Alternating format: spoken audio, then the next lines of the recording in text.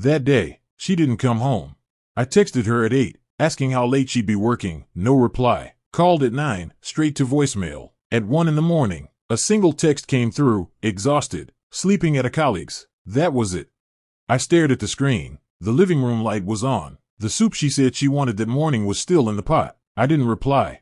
The next morning, 7 o'clock, she let herself in with her keys. I set a fried egg on the table.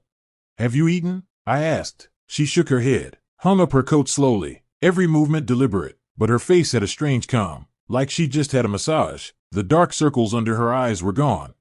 Sleep well? I pushed the coffee toward her. Okay, she said, taking small sips, eyes fixed on the window. The couch at my colleague's is pretty comfortable. Which colleague? I didn't ask. She didn't say. Over the next 3 weeks, the same thing happened 4 more times. Each time, an unexpected late shift. Each time, calls unanswered. Each time, she came home at dawn, alert, glowing, polite in a way that felt more like a hotel clerk than a partner. Thanks for washing the dishes. Thanks for staying up. Don't wait up. Go ahead and sleep. She wasn't tired. She was recharging somewhere else.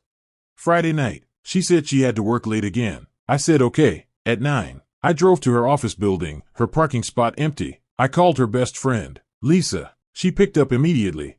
Is Anna with you? I asked. No, Lisa sounded tense. Why? She didn't come home. Oh, maybe she's just working late? She isn't at the office. A pause. Mark, you guys okay? We're fine. I hung up. I sat in the car until midnight. No texts, no calls, just drove home. At 4 in the morning, she walked in, humming. She froze when she saw me on the couch. Still awake? Waiting for you, I said. Which colleague? Her expression didn't change. You don't know him. New guy in marketing. Name. Does it matter? She walked past me, smelling faintly of someone else's shower gel, lemon-scented, a brand we've never used. It matters, I said. She sighed. Jason, happy? Next time you work late, I stood up. Have him drive you home. I want to meet him. Her eyes flickered, but she didn't respond. For the next week, she came home on time, cooked, watched TV, made small talk, but she was waiting for a message. The moment her phone lit up, she checked it, even in the shower. Wednesday night, she was scrolling again. I muted the TV. That night, I said, you were really at Jason's? Her finger froze. What do you mean? Lisa said Jason transferred to Chicago last month. The kitchen clock ticked. She put down her phone. Her face went pale. So, whose place were you at that night? I asked. She ran a hand through her hair, a faint red mark on her wrist, like a scratch. Does it matter? It matters. Fine. Her voice pitched sharp. I didn't work late that night. I had a breakdown, okay? I cried in the parking lot for half an hour. Then I called someone. He came, stayed with me all night. That's it. I stared at her. Did you call me? She froze. You had a breakdown, I said slowly, and you called someone else. Who? She bit her lip. A friend. Which friend let you stay at his place overnight? A friend who would listen. A friend who wouldn't ask, what's wrong now? A friend who wouldn't say, sleep it off. That night I couldn't handle it. I needed someone to tell me that what I was feeling was okay. Normal. He did that. He answered. He came. He stayed. What were you doing? Watching a replay of the game at home. I hadn't been watching a game. I was heating her soup for the 3rd time. So, the first time? I asked. Her chest rose and fell. No denial. You slept with him? No. She looked away. Not that night. And after? She stayed silent.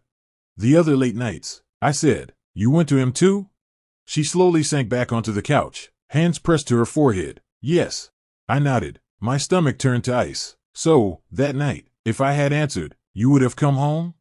The kitchen clock ticked around once. Finally, her voice, quiet. Before I called that night. I actually picked up my phone and saw your number first, but I didn't dial. She looked up at me, tears in her eyes, expression blank. I didn't want you to see me like that. I understood.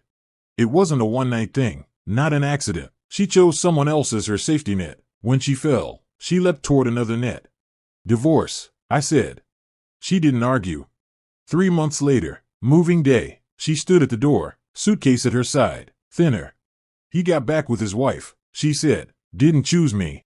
I nodded. I guessed. If I'd called you that night.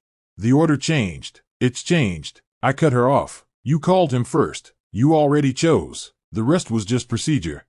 She opened her mouth, closed it, dragged her suitcase into the elevator. I shut the door, dumped the soup that had gone sour. Some nights are like that. She goes elsewhere to recharge, and your plug hangs in midair, never to fit in a socket again. The order was wrong, all wrong.